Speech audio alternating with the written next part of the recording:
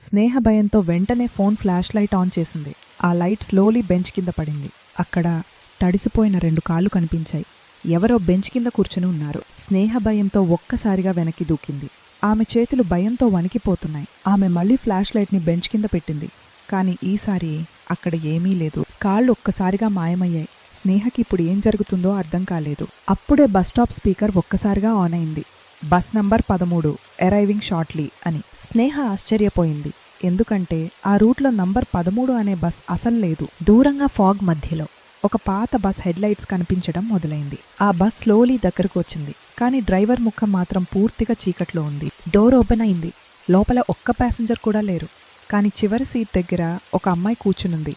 ఆమె కళ్ళు పూర్తిగా నల్లగా ఉన్నాయి. ఆ అమ్మాయి చేతితో స్నేహని బస్ లోపలికి రమ్మని సిగ్నల్ ఇచ్చింది. ఆమె ఎందుకు స్నేహని బస్ లోపలికి రమ్మని పిలిచింది? ఆ బస్ నిజంగా ఎక్కడికి వెళ్తోంది? పార్ట్ 4 కోసం ఎదురుచూడండి.